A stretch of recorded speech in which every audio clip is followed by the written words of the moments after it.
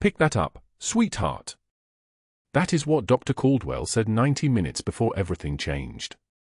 His voice carried across the surgical floor of Cedar Creek Medical like a tank idling in a garage, low, heavy, impossible to ignore. It was 6:36 a.m. on a Tuesday, shift change, and Megan O'Brien had been a nurse there for exactly 3 months and 4 days. She didn't count the days. The institutional memory counted them for her. The surgical floor hums under fluorescent lights that turn everything the color of old bone. Antiseptic coats the back of the throat, thick enough to gag on if you're not careful. Megan learned not to gag during her first week. She learned not to flinch during her second. By week 3, she had perfected the art of existing in a room without taking up space. Cedar Creek Medical in Houston was not a place for nurses who asked questions. It was a place for nurses who moved through corridors like ghosts and kept their observations to themselves. But Megan O'Brien had made a mistake. 3 months in, and she'd forgotten how to be invisible. The residents snickered into their clipboards as Dr. Caldwell made his announcement. He stood near the medication station, his posture the physical embodiment of 15 years of accumulated authority. 15 years of surgical residents who trembled when he entered a room. 15 years of nursing staff who scheduled their breaks around his rotations.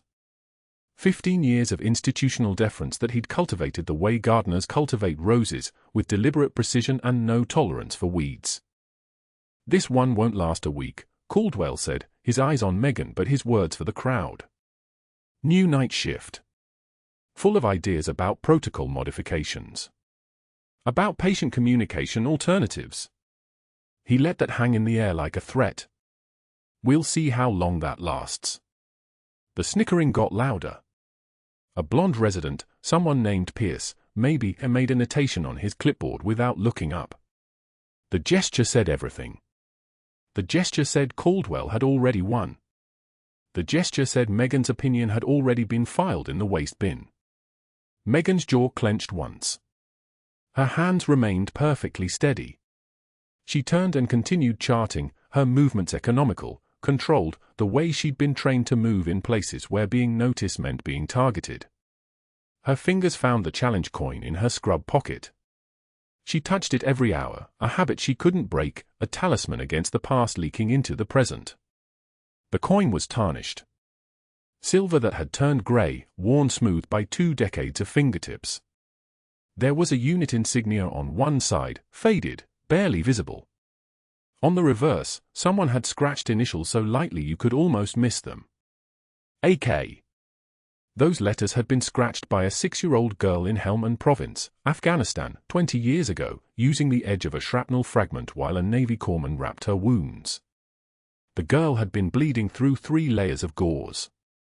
The girl had been orphaned for 6 hours. The girl had held this coin and asked only one question in broken English: "Will you come back?"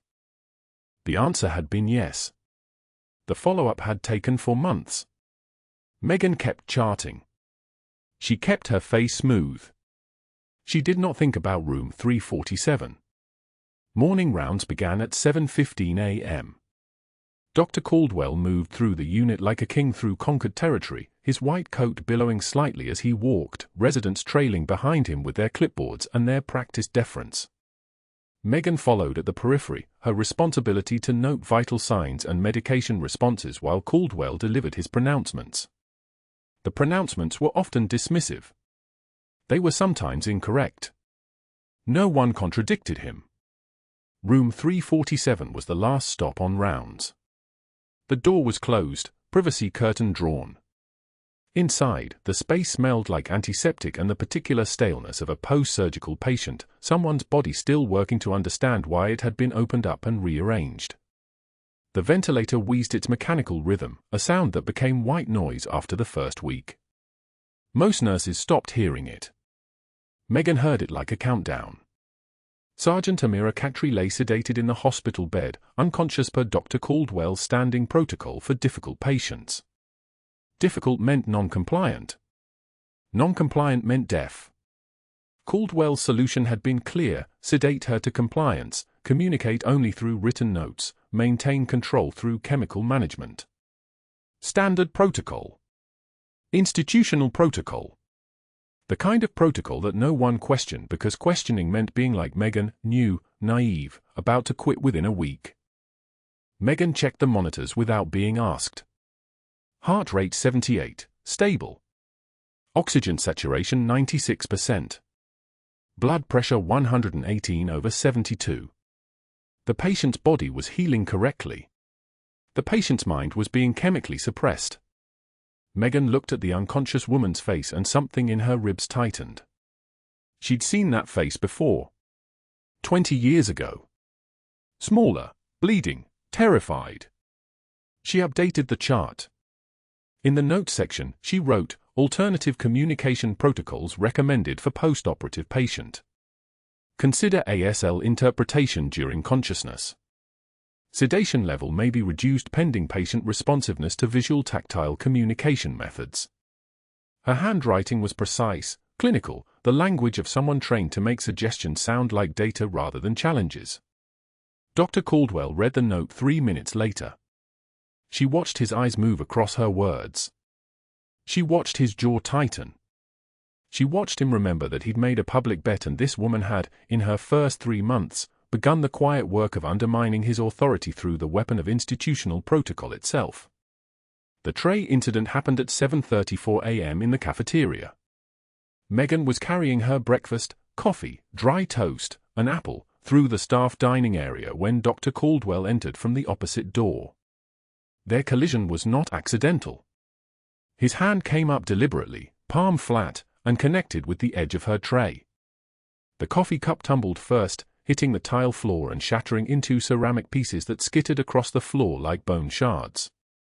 The toast scattered. The apple rolled under a table. The sound was louder than it should have been. 24 staff members went silent. Megan had no idea how many were watching until she saw the periphery of her vision fill with faces turned toward her, residents and nurses and attendants, all of them suddenly fascinated by the suddenly interesting floor. "My apologies, Doctor," Megan said quietly. Her voice didn't shake. Her hands didn't shake. She knelt to gather the pieces, her movements deliberate, measured, the kind of composure that comes from having already survived worse. Caldwell threw her updated chart at her feet. Not dropped. Through. The paper scattered across the wet tile, some of them soaking through as the coffee pooled outward. His eyes were bright with the particular satisfaction of a man who had just publicly executed an insubordinate, who had just reminded everyone in the room who held the power. "Pick that up, sweetheart," he said. His voice was pleasant. His tone was a knife. Megan picked it up. Every page. Every scattered piece of ceramic. Every drop of spilled coffee that she could contain. She did not look at anyone's face. She did not acknowledge the silence that had become so thick you could operate in it. She did not allow her composure to crack even 1 millimeter, even though her hands wanted to shake and her jaw wanted to clench and her chest wanted to cave inward. 23 years of military training had prepared her for exactly this moment. The moment when she had to accept humiliation while her brain catalogued every detail, every witness, every moment of the performance. This was not her first humiliation. It would not be her last. But it was the humiliation that would matter. She finished gathering the materials and stood. Still did not make eye contact. Still did not let anything show on her face except the neutral expression of a woman doing her job. Someone muttered something that might have been sympathetic. Megan did not acknowledge it. Acknowledgement was weakness. 30 minutes later, she found herself in the supply closet. The fluorescent lights in there hummed differently, higher pitched, more frantic, as if they knew they were illuminating a moment that wasn't supposed to be seen.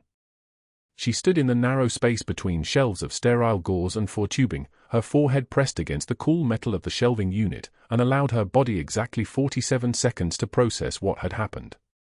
47 seconds of controlled breathing.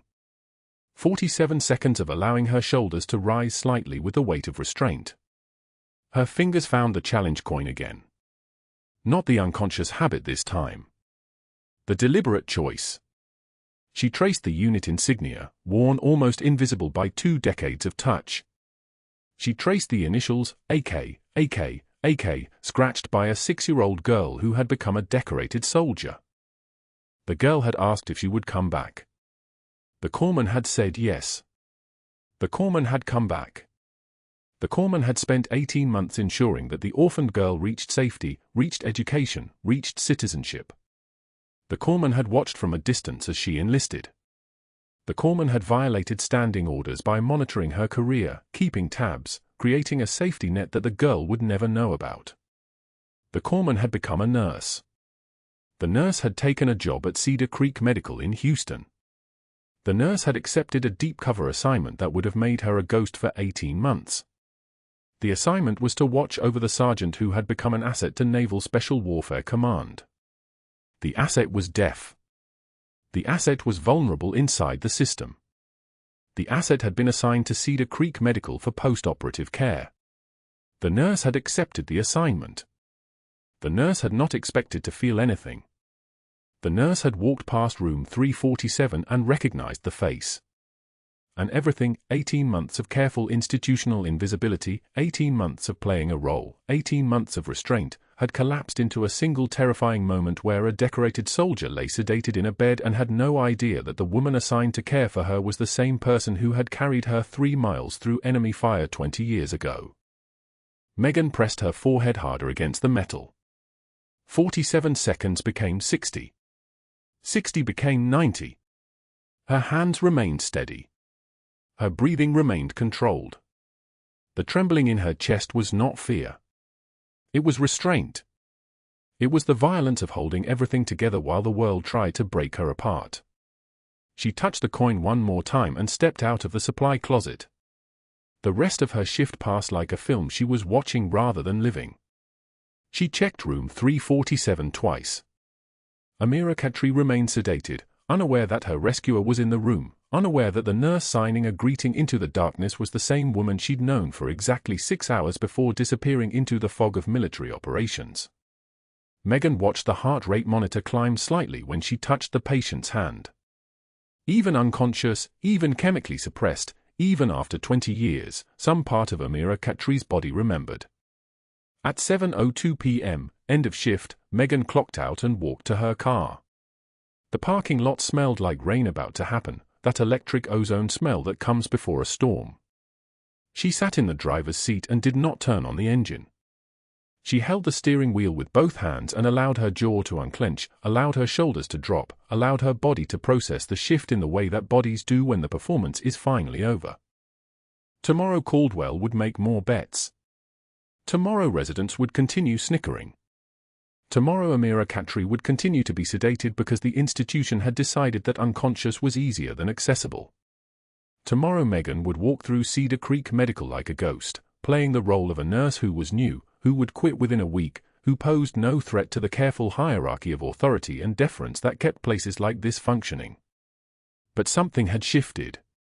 Something in the dark of the supply closet, pressed against the cool metal of institutional indifference, had cracked open.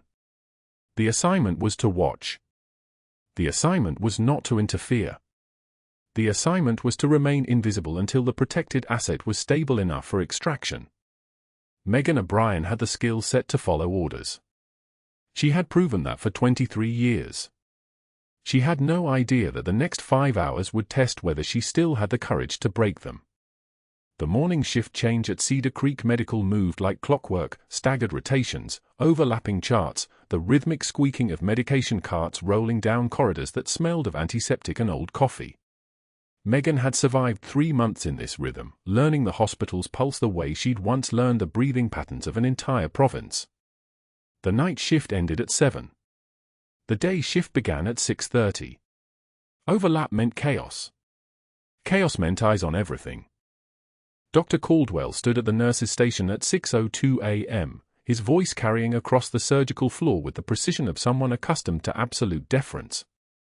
"I'm making a wager," he announced, loud enough that residents within 40 feet stopped their clipboards and looked up. New girl. Night shift. 3 months in and already asking questions about standing protocols. He smiled, the kind of expression that involved teeth but nothing behind the eyes. "I give her 1 week before she quits. Anyone want to put money on 5 days?" Laughter rippled through the station, residents snickering into their clipboards, a cardiac tech grinning, 2 attending physicians exchanging glances that said they'd seen this performance before. Megan stood 3 feet away, filing charts into their slots with mechanical precision. Her hands moved steadily. Her breathing remained even. Her face showed nothing, the same expression she'd worn in Helmand Province when taking fire from 2 directions while keeping a 6-year-old girl calm. The muscle memory of invisibility. The skill of becoming background noise in a room full of people trying to break you. She'd learned this skill long before nursing. Before Cedar Creek Medical. Before Houston. Back when she was something else entirely, someone else entirely, and the stakes were measured in lives instead of job security. You hear that, sweetheart? Caldwell's voice targeted her directly now. That's betting against you. Professional opinion. I've been running this floor for 15 years. I know exactly how long the night shift experiment lasts. Megan moved to the next chart. Filed it. Moved to the next one. Her silence was absolute, which somehow made it louder. Caldwell had built his reputation on institutional deference, 23 years of residents jumping when he spoke, nurses deferring to his orders without question, the hospital board treating his word as gospel. He was the kind of doctor who'd established his authority so thoroughly that the very suggestion of questioning it felt like insubordination. For a decade and a half, he'd maintained that power through a simple formula: be brilliant enough to never make mistakes, be ruthless enough to never tolerate challenges, and be connected enough to ensure that no one could touch you if they tried. Then Megan arrived on night shift and started suggesting alternative protocols for difficult patients. The first time had been 3 weeks ago with a post-operative patient whose pain management wasn't responding to standing sedation. Megan had submitted a chart note suggesting a modified approach, lower doses, more frequent monitoring, patient-specific adjustments. The note was respectful, clinical, supported by recent literature. Caldwell had responded by calling her during rounds and asking, loud enough for other staff members to hear, whether she'd considered that her idea might be above her pay grade and experience level. That should have ended it. That should have sent the message loud and clear: questions are not welcome. Deference is required. Your role is to execute, not to think. But then Megan had suggested something far more threatening. She'd noticed the deaf veteran in room 347, Sergeant Amira Katri, admitted post-surgery for emergency spinal fusion, showing signs of distress that the standard sedation protocols weren't addressing. Megan had submitted a recommendation: alternative communication methods. Visual cues. Written updates. Most importantly, the ability to sign directly with the patient about her care, her pain, what was happening inside her body instead of forcing sedation to silence her when she couldn't hear spoken instructions. The recommendation was filed properly. The language was clinical. The reasoning was sound. Caldwell had laughed when he read it. Not smiled. Laughed. And that was when Megan understood that this wasn't about medicine anymore. This was about power, and she'd threatened his. The cafeteria at 7:15 a.m. held 40 staff members spread across 8 tables, residents eating scrambled eggs, nurses on pre-shift coffee, a handful of attending physicians running through patient lists before rounds began. Megan sat alone at a corner table, her breakfast arranged with military precision: 1 piece of whole wheat toast, 3 strips of bacon, black coffee. She'd learned years ago that eating in hospital cafeterias was a risk calculation. Eating alone was a vulnerability that Caldwell had evidently decided to exploit. He approached her table with 2 colleagues, resident physicians who looked uncomfortable but compliant, the way people looked when they understood they were part of something they didn't quite approve of but weren't brave enough to oppose. The smell of his cologne arrived before he did, expensive and suffocating, the scent of someone who confused money with status. Your protocol suggestion for room 347, Caldwell said, his voice loud enough to draw gazes from 3 adjacent tables, shows exactly why nurses shouldn't think above their station. He paused, letting the words settle like sediment. You understand the hierarchy here? Physicians make clinical decisions. Nurses execute them. That's not oppression. That's organization. Megan's hands were still. Her eyes remained on her plate. The deaf patient can be managed with standard sedation, he continued. She won't remember her discomfort. The medication will ensure compliance. This whole idea about communication and dignity, that's social work, not medicine. And it's frankly embarrassing that I have to explain the difference. Then he moved. Not violently. Not suddenly. Just a clean, casual gesture that knocked her breakfast tray sideways with his forearm. Coffee exploded across the tile in a dark arc that would have looked artistic if it hadn't been deliberate. Scrambled eggs scattered. The toast skittered across the floor and hit the wall. The plate clattered down, loud enough that conversations died mid-sentence around them. "Oops," Caldwell said, the smile returning. "Clumsy me." Megan's jaw clenched. Once. That was all. Her hands remained perfectly steady as she knelt to gather the scattered food, the broken plate, the napkins that hadn't soaked up quite enough coffee to make the cleanup easy. Her movements were deliberate and clean, the muscle memory of someone trained in staying functional when the body wanted to react in ways that would destroy everything. Behind her, silence. The cafeteria had gone dead silent in the way that spaces full of people could, the absence of sound becoming its own kind of weapon. 24 staff members looked away. Some suddenly found their food fascinating. Others developed urgent needs to check their phones. No one met Caldwell's eyes. No one met Megan's eyes. The only sound was the wet slap of paper towels against tile as she cleaned up the debris of her breakfast privilege, her dignity. She didn't flinch. She didn't speak. She moved with the kind of precision that takes years of training to achieve, the same precision that had kept her alive in places where hesitation meant death. "Better luck next time, sweetheart," Caldwell said, already turning away. "Or maybe stick to things you're actually qualified for." The surgical wing corridors at 8:03 a.m. smelled like disinfectant and something metallic underneath it, the ghost of old blood that no amount of cleaning could fully erase. Megan was filing the updated chart she'd prepared for Amira's morning rounds, a carefully documented record of overnight vitals, medication adjustments, and the behavioral notes that told the real story: the patient was in distress.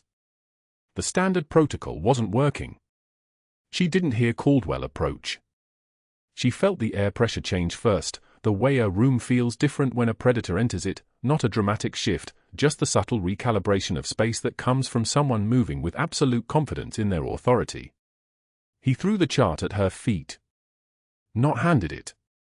Threw it with enough force that papers scattered across the linoleum like autumn leaves, some sliding under the medication cart, one spiraling into the corner where the wall met the floor. "Pick that up, sweetheart. And stick to changing bedpans." His voice was conversational, almost friendly. That was the most dangerous tone he'd used yet. Friendly meant he wasn't even considering the possibility of her fighting back.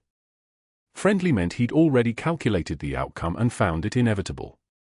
Megan bent and gathered the papers, page 1, page 2, the lab results, the vital signs chart, her movements precise and parade ground exact. Every motion was controlled. Every breath was measured. She was thinking in Pashto without realizing it, a language she hadn't spoken aloud in 20 years but still lived in, the way people who survived trauma lived in their worst moments. She could see him watching her from her peripheral vision, could see the satisfaction settling into his features like a predator after a successful hunt. He had an audience too, a resident and a surgical tech who were studiously ignoring the performance while their eyes tracked every movement. "This is what happens when HR hires based on quotas instead of competence," Caldwell said to the resident, his voice carrying the tone of someone explaining a simple concept to a child. "They bring in people who are good at reading a syringe label but terrible at understanding their place in the ecosystem. It creates problems. Confusion. Safety issues." Megan gathered the last scattered page and stood, the chart now reassembled in her hands, the papers creased from impact but legible. She'd learned how to reassemble scattered things a long time ago. Documents. Equipment. People who'd been shattered by violence. Her own sense of self, after each mission. The supply closet on the 3rd floor was small and climate-controlled, lined with boxes of gauze, for tubing, catheter kits, and the 1,000 other items that kept a hospital functioning. It was also soundproof enough that no one would hear what happened inside. Megan pressed her forehead against the cool metal shelving. The cold felt like an anchor, something solid and real when everything else had become the kind of surreal that comes from watching your entire career be dismantled by someone whose power rested on the assumption that you were too intimidated to do anything about it. Her fingers found the challenge coin in her scrub pocket. Tarnished now, worn smooth by 20 years of carrying it everywhere. She'd given it to a 6-year-old girl in Helmand Province, during a school collapse in Sanjin Valley that had killed 12 children and 3 teachers. The girl had been bleeding from shrapnel wounds along her left side, conscious and terrified, unable to hear the sounds of the emergency response around her because of the deafness she'd lived with her entire life. Megan had given her the coin, a simple gesture, something to hold onto while she worked, something that said you are not alone in this moment. The girl had squeezed it so hard her knuckles went white. 20 years later, that same girl had walked into Cedar Creek Medical with a Navy dress uniform and a medical history that read like a classified file, and Megan had recognized her immediately. The eyes. The jaw. The way she moved through space like someone who'd survived things that should have killed her. Her assignment was simple: protect the asset. Sergeant Amira Khatri had become a Special Forces intelligence asset with enemies inside and outside the military, and someone in the Navy chain of command had arranged for Megan to be placed at Cedar Creek Medical specifically to provide close medical oversight and security. 18 months deep cover. No extraction timeline. No exit strategy until either the threat assessment changed or the mission was completed. And now she was being sabotaged by a doctor who didn't know who she was, didn't understand what she could do, and was systematically dismantling her ability to protect the one person she'd sworn her career to keep alive. A single tear tracked down her face, hot and unexpected. The first real moment of something breaking inside her since she'd kneeled to pick up her breakfast from the cafeteria floor. Her fingers went white-knuckled around the coin, the metal edge pressing small crescents into her palm. She stayed there for 4 minutes. 40 seconds breathing. 27 seconds watching the tears fall onto the sterile floor where no one would see them. Then she wiped her face, straightened her scrubs, and returned to the floor, her expression neutral, her composure restored, her hand steady. The night shift was hers. Room 347 was hers.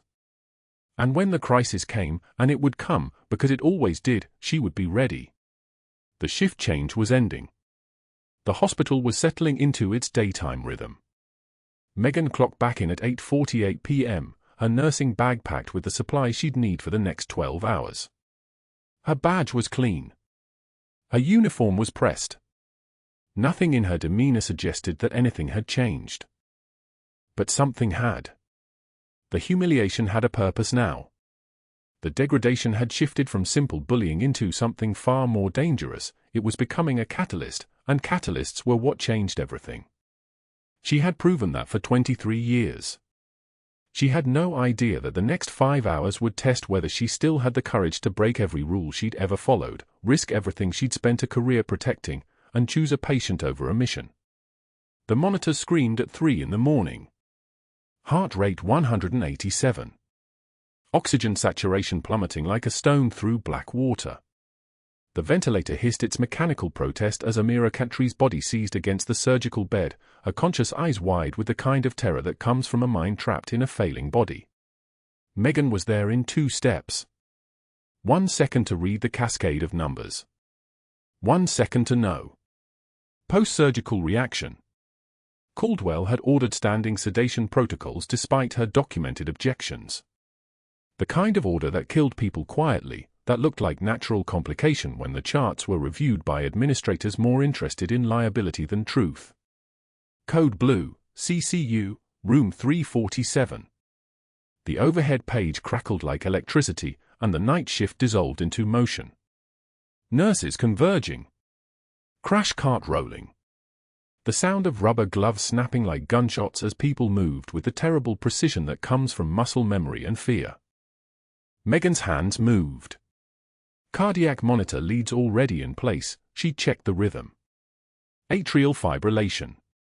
No pulse. She reached for the defibrillator pads, her movements economical, her face showing nothing while the monitors screamed their augmented song of failure. 70 milligrams of sodium bicarbonate ready for push. The code was minutes old when the overhead speaker crackled again. Dr. Caldwell to CCU. Stat. He arrived in 11 minutes. She counted.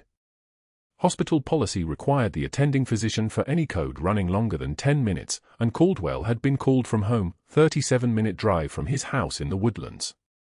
She heard his truck before she saw him, diesel engine roaring into the parking lot like a predator announcing its dominance. The ER doors hissed open. His voice preceded him down the corridor. Move. Everyone move. Not a request. It was the tone of a man accustomed to obedience, to rooms that rearranged themselves around his presence. He scrubbed in with the efficiency of someone who'd done it 10,000 times, and maybe he had. Caldwell was competent. That was the problem. His competence was institutional armor, the kind that made people trust him even when instinct whispered otherwise. Megan stood at the head of the bed, monitoring airway, watching the rhythm strip scroll across the monitor like a cardiogram of disaster. Asystole. Flat line. Amira's body lay motionless while Caldwell barked orders that made sense on paper, that followed protocol, that were fundamentally wrong for this patient, for this particular deterioration born from a medication cascade his standing orders had enabled. The veteran's eyes were still open. Still conscious. Still terrified. Megan moved closer, caught Amira's gaze, and began to sign. Slow. Deliberate. The words shaped in the space between her hands, "You will survive this. Stay with me." Caldwell's voice cut like a blade. Step back from that patient. She's conscious. She needs. I said step back.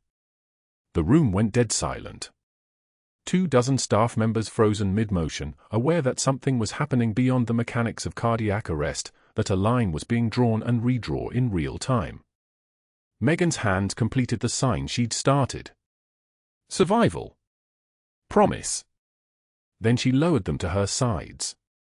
Caldwell pointed at the security guard stationed outside the unit, protocol for any dangerous patient.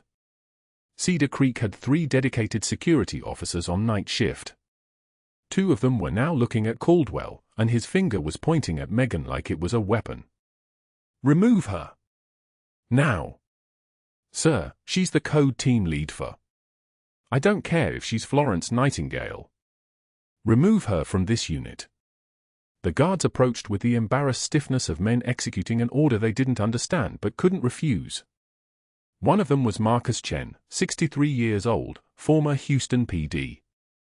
He'd worked the ER for 4 years. He knew Megan. His eyes held apology. She didn't resist. That was the thing that would matter later, the thing that would confuse the investigators and the lawyers and the board members. She didn't struggle. She didn't argue. She simply stood, and the guards escorted her out with hands that didn't grip, that held only the barest contact with her arm as if they were embarrassed by the physics of what they were doing. Down the corridor. Past the supply closet where she'd stood alone 6 hours earlier, holding the challenge coin with fingers that remembered the weight of a bleeding 6-year-old girl. Past the break room where the night shift had consumed their cold coffee in silence. Past the elevator bank where the fluorescent lights hummed their constant electric prayer. And then up to the administrative floor, to Caldwell's office, where the guards positioned her between them like she was dangerous. Caldwell arrived 20 minutes later, still wearing his scrubs, still radiating the fury of a man whose authority had been questioned in front of witnesses. The office was wood-paneled and cold. Academic degrees on the wall. Pictures of him with politicians, with hospital board members, with the kind of people who mattered in Houston. His desk was mahogany. His chair was leather. Everything about it whispered power consolidated through years of careful cultivation. He didn't sit. He stood at his desk and picked up the phone. His fingers moved with the confidence of a man calling in favors, and Megan understood in that moment that this was the stage he'd been building toward. Not the tray knocking in the cafeteria. Not the public humiliation on the surgical floor. This This was where he'd been aiming all along. First call, the dial tone cut through the office silence. 10 seconds. 20. Then a voice on the other end, thick with sleep and the irritation of a man called at 3 in the morning. Richard? It's Marcus Caldwell. Yes, I know the time. We have a situation. One of our nurses deliberately interfered with patient care. Insubordination. Dangerous decisions. I need an emergency board meeting. Tomorrow if possible. He paused, listening. Yes, she's still here. I have her secured. No, she hasn't admitted anything, but I have witnesses. Secured. Not detained. Not escorted. Secured. Second call came 3 minutes later. His voice was different now, smoother, professional. The Texas Medical Board. A recorded menu. A series of prompts. And then a human voice, groggy and irritated at the hour. I'm Dr. Marcus Caldwell, Cedar Creek Medical, Houston. I need to file a formal complaint regarding a nurse's license. Insubordination during a critical code. Interference with physician orders. Possible endangerment of patient life. I'd like to request an immediate suspension pending investigation. The voice on the other end took notes. Caldwell provided names, patient numbers, times. Everything documented. Everything official. Everything designed to move through bureaucratic channels like water through sand, inevitable and unstoppable. Then the third call. He picked up Megan's application from his desk. She didn't know how he'd gotten it, suspected it had been pulled in the first hour after he'd made his bet, preparation for what he'd known would come. His finger traced the employment history section. Previous employer listed. Contact number provided. He dialed. The phone rang on the other end. Rang again. Then a recording, female voice, automated but precise. The number you have reached is not accepting calls of this nature. Please contact your service provider for more information. He hung up. Dialed again. Same recording. Same precision. Same message that meant only one thing to someone who'd worked in intelligence circles, who'd made enough government contacts to recognize a classified line when he heard one. His eyes came up from the phone and locked on Megan's face. Something shifted in them.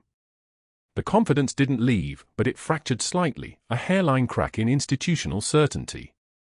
Who are you, really? Megan's expression didn't change. Not a muscle moved in her face. Her hands remained at her sides, steady as surgical steel. She didn't answer. She simply stood there, perfectly motionless, and let the silence fill the space between them with all the weight it could carry. The monitors in room 347 were still screaming. That was the thing nobody thought about in the moment, the thing that slipped beneath consciousness while drama unfolded in wood-paneled offices. 50 meters away, down 2 corridors and through double doors, Amira Katri's body was going into full cardiac arrest. Asystole stretched across the monitor, a flat line that meant no pulse, no blood moving, no life generating its own electrical current. Caldwell had left the code in the hands of the residents. Competent residents. Well-trained residents. Residents who didn't have the specific knowledge that this patient's deterioration was medication-induced, that standard ACLS protocols wouldn't restart a heart poisoned by pharmacological cascade. The code ran 42 minutes. By then, Megan was standing in the administrative offices with her badge deactivated. The security guard had done it just before escorting her away, and no way to return to the unit even if she'd tried. Even if she'd fought. Even if she'd accepted the guard's restraint differently. But Megan O'Brien didn't fight. Didn't struggle. Didn't give Caldwell the satisfaction of seeing fear. The mask held. Perfect composure. The kind that comes from having already survived worse. And when the chaos of the code reached its apex, when the attending residents were calling time of death and beginning to shut down the monitors, when Caldwell was still in his office making calls to ensure her professional destruction, Megan made a decision. The guards had been distracted by a patient incident on another floor.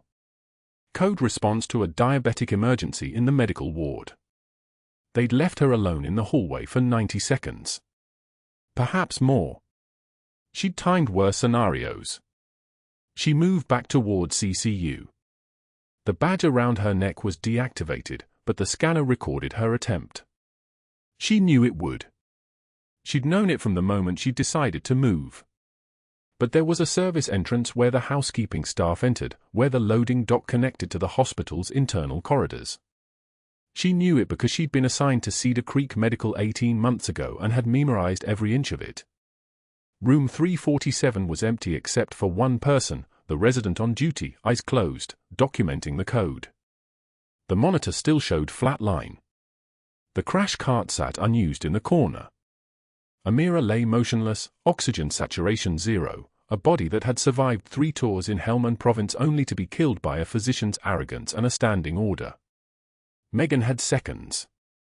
Not minutes. Seconds. She moved to the bedside. Angiocath needle in the intercostal space.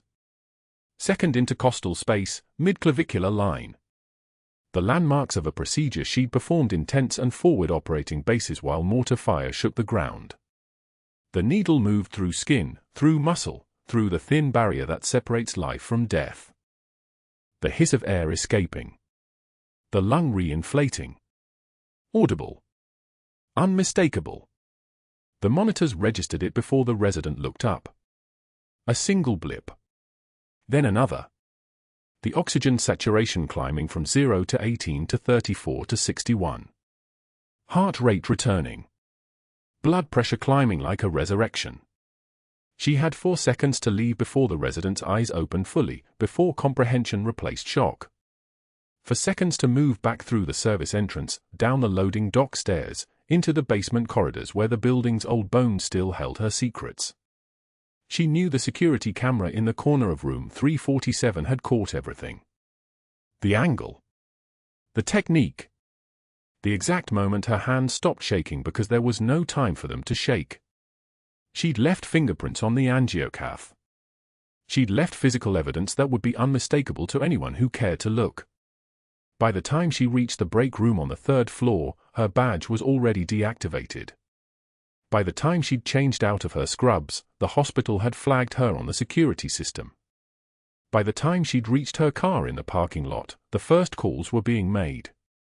She drove home through Houston's pre-dawn darkness, hands gripping the wheel, mind already 3 moves ahead. 18 months of work burned. A classified mission compromised. An intelligence asset saved. A doctor's power consolidated. A choice made between the rules and the person those rules were meant to protect. She didn't know that on the 2nd floor of Cedar Creek Medical, Amira Khatri was already being moved from the unit, transferred to ICU with improving vitals, with a lung that was re-inflating on its own, with a future that had existed for exactly 4 seconds inside a nurse's hands. She didn't know that the security camera had been running. She didn't know that everything was about to change. The phone in Caldwell's hand trembled as he waited for the Texas Medical Board to pick up. His second call of the morning. His voice carried the practiced authority of a man who'd never heard the word no until now. "This is Dr. James Caldwell, Cedar Creek Medical, Houston. I'm filing a formal complaint regarding one of our nursing staff. Megan O'Brien. Dangerous insubordination. Patient endangerment. I'm requesting an immediate investigation." The board representative took notes. Caldwell's 15 years of institutional loyalty were already working. Favors owed. Phone trees activated. By the time he hung up, the wheels were in motion. The third call came at 4:02 a.m. His hands moved with the precision of a man protecting something larger than himself, or so he believed. The number on Megan's employment application was listed as her previous employer. A classified Department of Defense line. The kind of number that usually resulted in a recorded message, "This office cannot confirm or deny employment records." Caldwell didn't care. He wanted them to know someone was asking. He wanted to expose her. He recited her full name, service dates, and the fact that she'd been lying about her qualifications for 3 months at his hospital. The line went silent. Then a voice, calm and measured, "Thank you for the report, Doctor. We're aware." But Caldwell didn't wait for more. He'd made his point. He'd called the board. He'd called the Pentagon. He'd activated every defense mechanism in his arsenal. By hour 5, security was walking her out. Megan's badge was already deactivated. The plastic felt lighter in the guard's hand than it should have. She walked past the nurse's station without looking at anyone. 24 eyes followed her, the same eyes that had looked away when Caldwell threw her chart at her feet. The same eyes that watched her pick up scattered papers alone on a cold tile floor.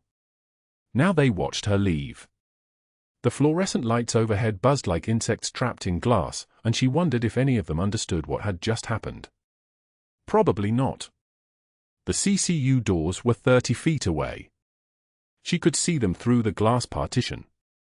Room 347 was visible from the corridor. Amira was still there, still fighting, still breathing. The monitor above her bed showed a steady rhythm, but Megan knew better. She'd seen the medication reaction starting. She'd seen the cascade beginning. And Caldwell had made sure she couldn't be there to stop it. The security guard escorting her was young, maybe 24, with the soft face of someone who'd never been asked to do anything harder than check ID badges.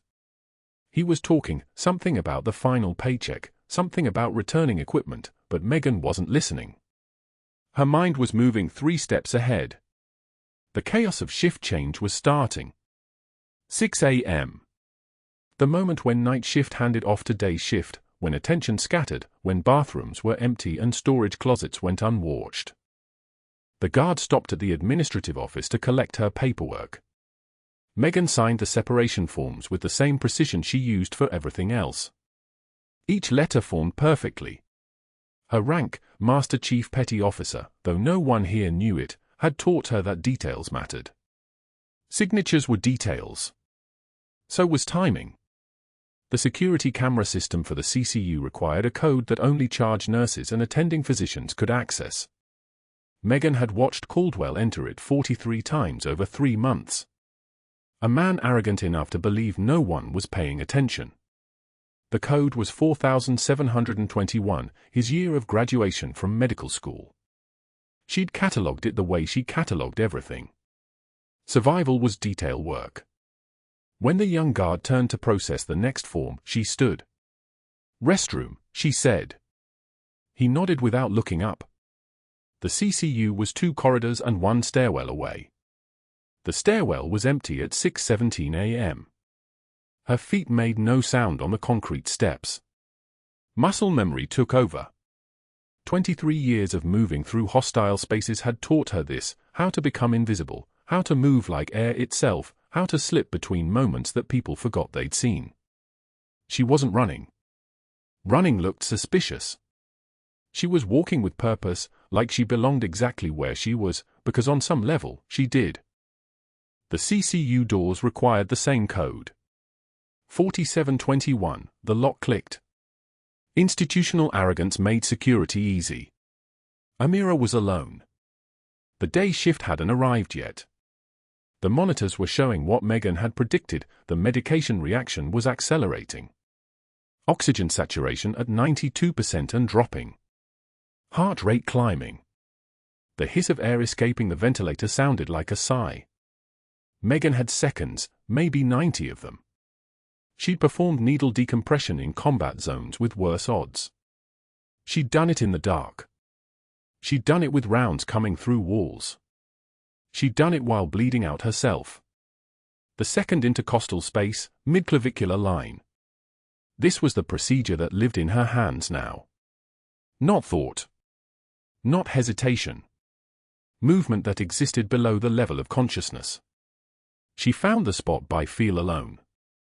The needle, a 14-gauge angiocath pulled from the emergency kit hanging on the wall, went in smooth and sure. The hiss of trapped air escaping sounded like a secret being told. O2 climbed immediately. 92, 94. 96, Amira's eyes flickered open for just a moment, and in that moment, before consciousness fully returned, recognition flickered across her face, not of Megan the nurse, but of something older. Something that lived beneath memory. The camera was mounted in the corner, red light blinking. Megan made sure she was in frame, made sure the timestamp would be clear, made sure there would be no question about what happened and when and by whose hands. Then she stepped back. The alarm on the monitor silenced. The crisis averted. The evidence recorded. By 6:43 a.m., she was being escorted out the front entrance. By 7:15 a.m., she was home. The apartment was small, one bedroom, the kind of place you rented when you didn't plan to stay anywhere long. Megan pulled the hospital scrubs from the laundry basket, still damp, still smelling of antiseptic and something else. Failure, maybe. Or exposure. The difference was academic now. She laid them flat on the bed and began to fold. Each crease was precise, military sharp. Hospital corners. The kind of precision that took muscle memory to achieve and 18 years to unlearn. She'd been folding the same way her whole career. It was ritual now. It was muscle memory. It was the last thing connecting her to who she actually was. The scrubs went into the hospital's laundry bag. The tie. The shirt. The pants. Every piece perfectly folded, every edge aligned. A stack of fabric that had covered her for 3 months while she did her job, protecting a person no one else knew she was protecting, serving a mission that was already unraveling the moment Caldwell made that third phone call. 18 months. She'd been in Houston for 18 months. Before that, it was San Diego, then Washington, D.C., then a dozen cities that blurred together. The mission had been simple in structure: locate Amira after she became a Special Forces intelligence asset, establish a civilian position that allowed close observation, ensure no hostile actors within or outside the military made a move.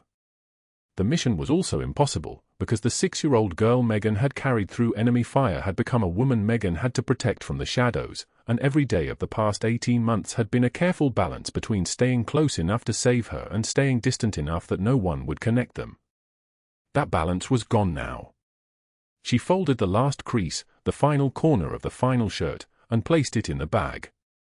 Through the window of her apartment, Houston sprawled out beneath a gray Texas sky. Rain was coming. She could smell it in the air, that particular humidity that preceded a storm. The kind of rain that would wash the streets clean, the kind that came after everything fell apart. Her phone sat on the kitchen counter. No messages. No one was going to call. No one from Cedar Creek Medical would reach out. Caldwell had made sure of that. He'd activated his network, pulled every string within reach, and burned her cover in the process. He thought he'd won. He thought the game was over. He didn't understand that he'd just moved the board into a position where every piece she had left could move in directions he couldn't predict. But that wasn't the worst part. The worst part was that Amira was still in that hospital. Still in danger. Still unprotected, because the one person who was actually qualified to protect her had just been escorted off the property by a security guard who didn't know her name. The hospital board convened at 2:22 p.m. the next afternoon, the conference room smelling of fresh coffee and institutional fear. Dr. Marcus Caldwell stood at the head of the polished oak table, his voice carrying the same authority it always had, speaking about dangerous rogue elements infiltrating their staffing protocols, about insubordination and patient safety concerns, about how Megan O'Brien represented everything wrong with modern nursing, deviation from established hierarchies, questioning of medical judgment, the kind of chaos that compromised institutional order. He'd prepared for this. His fraternity brother Richard sat 3 chairs down, nodding as if considering the points. The board chairman had already texted him, "We'll handle this quietly." Caldwell smiled. 15 years of cultivated power doesn't dissolve in 5 hours. He was wrong. The conference room doors burst open with the kind of force that made everyone's spine straighten. A 17-year-old boy in a borrowed suit pushed through, his jaw set like concrete, carrying something that caught the fluorescent light, a shadow box. Connor O'Brien slammed it onto the conference table hard enough to make pens jump, hard enough that Caldwell's voice cut off mid-sentence. Inside the case is medals arranged in ascending order. A Bronze Star. A second Bronze Star. A third Bronze Star. 2 Purple Hearts, their ribbons faded from decades of careful preservation. But he didn't read the rest, because the conference room door opened again, and this time it was different. Sergeant Amira Khatri wheeled herself into that room like a guided missile, her CCU discharge papers still in her lap, still wearing the hospital gown beneath her dress uniform jacket she'd left against medical advice, and she'd dressed for war. Her hands moved in a fluid sequence, each gesture precise as a scalpel. 2 fingers forming a vertical S. Then a point toward Caldwell. Then that same S again. The sign language interpreter, a woman in her 50s who'd been called in from the hospital pool, translated with a voice that trembled, Siren 6. Siren 6. The elderly security guard, the one who'd escorted Megan out 12 hours earlier, went rigid. His name was Marcus II, retired Marine, 23 years, and he knew exactly what Siren 6 meant. A Special Operations Command designation. Black tier. Don't ask, don't confirm, don't speak. His hand moved to his chest in an involuntary salute before he realized what he was doing. And that's when the side door opened. A Navy Vice Admiral in dress whites entered the room like a man who'd walked into compromised compounds and walked back out. His uniform carried 4 stars, which meant he didn't ask permission to be anywhere, he simply appeared and reality adjusted around him. He carried a file folder, classified seal visible even from where Caldwell stood, and his voice sounded like a tank engine idling in an empty garage, low, contained, infinitely dangerous. He read from the file without inflection. Master Chief Petty Officer Megan O'Brien. Navy Cross. 3 Bronze Stars. He paused between each decoration, let the words land like hammer strikes. The board members shifted in their seats. This was beyond their jurisdiction. This was something else entirely. 18 confirmed lives saved under fire in Helmand Province. 23 years Naval Special Warfare Command.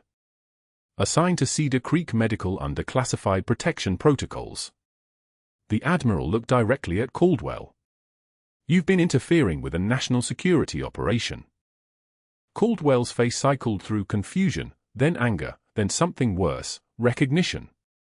His eyes went to the shadow box Connor still held, to the medals visible through the glass, to the young man who'd inherited the straight spine of someone who'd grown up watching impossible things. That's not. I didn't know who she was. There's no way I could have, but the Admiral wasn't finished. He turned to Amira, and the interpreter began translating a story that would take 5 minutes to fully voice.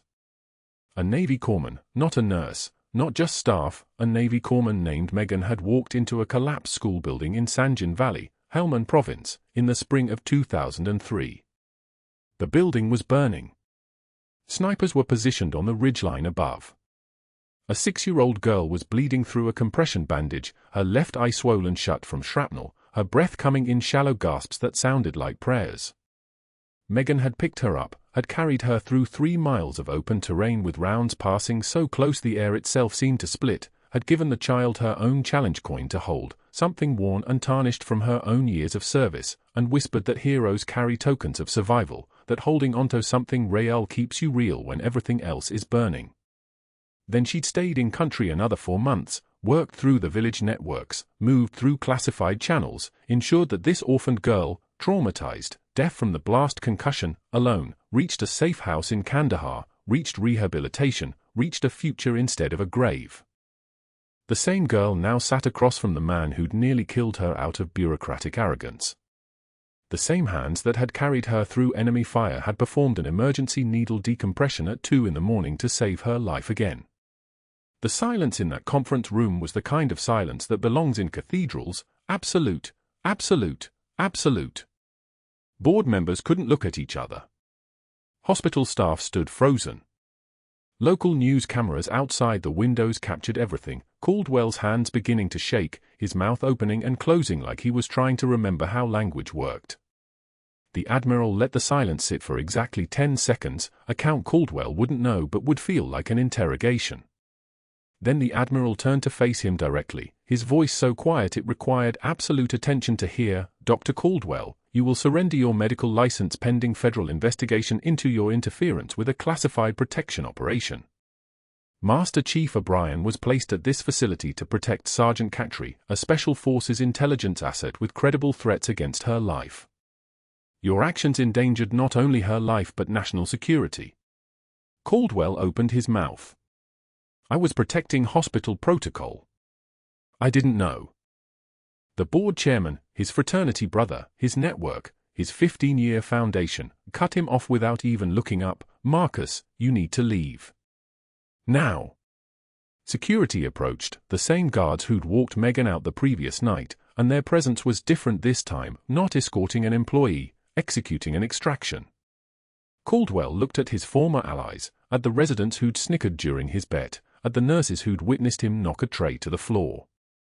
Nobody would meet his eyes. As he passed through the hallway, staff members parted in complete silence, as if proximity to him was now contagion. The news cameras caught everything: his wrinkled shirt from the 3 a.m. call, his hands shaking, his institutional authority dissolving in real time like footage from a building collapse. Megan stood in the corner of that conference room, still wearing the scrub she'd been folding that morning, her face showing nothing. The Admiral approached her with the kind of respect reserved for those who understand what it costs to choose a patient over a mission, a life over operational security. "Master Chief, you broke cover." She nodded once. Her voice, when it came, was exactly as it had always been, calm, measured, the voice of someone who'd already survived worse. "Yes, sir." The patient's life took priority over the mission. He studied her for a long moment, then, "That's exactly why we assigned you here." 2 months later, someone spotted Dr. Marcus Caldwell at Houston Community College teaching CPR fundamentals to nursing students who didn't know his name was poison. $18 per hour. His medical license suspended pending investigation that would officially conclude his career in approximately 72 days. His former colleagues didn't return calls. The hospital board chairman resigned. His fraternity connection could no longer protect him from federal scrutiny into classified operations interference, the crime that would follow him for the remainder of his professional life. At the Pentagon, in a ceremony designed for those who'd given everything, Megan stood in dress uniform, her son Connor beside her in a suit he'd never worn before. Her rank insignia caught the light, the anchors and chevrons of Master Chief Petty Officer, the highest enlisted designation in Naval Special Warfare. Across the ceremony hall, Sergeant Amira Cattry received her own commendation for intelligence work conducted over 4 years that had resulted in the capture of 2 terrorist cell leaders and the prevention of 4 coordinated attacks. 43 American lives saved under fire. Her hand moved to accept the medal, and her other hand signed a phrase that needed no interpreter: gratitude, honor, survival. 2 tarnished military challenge coins, both carried for 20 years, both bearing the scuffs and dents of deployment and recovery, were now displayed together in a shadow box beneath a plaque: Helmand Province, 2003, Cedar Creek Medical, 2024. Same hands. Same mission. Same heart. They hung in the Naval Special Warfare Command Hall, where every operative who passed would understand the message: some missions span decades, and the most important orders are the ones you give yourself. After the ceremony, a young Navy corpsman approached Megan hesitantly, his uniform still crisp with newness. "Master Chief, I heard what happened at the hospital. Choosing the patient over the mission, weren't you afraid?" Megan looked at Amira across the hall, watched her teaching Connor the sign for brave, both hands over the heart, then extending outward in a movement that meant strength, meant courage, meant something transcendent. She touched the ribbon on her dress uniform, then looked back at the young corpsman. "Power is not a title," she said quietly. "Power is the ability to help." He nodded, absorbing this truth like water into stone. Amira wheeled across the ceremony hall and signed a phrase that made Megan smile, the first genuine smile anyone had witnessed from Master Chief O'Brien since Cedar Creek Medical. Connor stood between them, finally understanding who his mother had always been beneath the quiet nurse exterior. Outside, Washington traffic hummed in the distance, but inside this hall, 2 warriors who'd found each other twice, separated by 20 years, connected by a single coin, reunited by impossible circumstance, stood together. The tarnished coins behind glass proved what they both already knew: some missions span decades, some loyalties transcend uniform, and sometimes the person standing next to you in scrubs is actually the strongest person in the room. If this story of a nurse who never gave up and a veteran she protected twice resonates with you, subscribe, like this video, and share it with someone who needs to know that power isn't always loud and heroes don't always wear medals. Sometimes they wear stethoscopes and fold their scrubs with military precision while carrying secrets that change the world.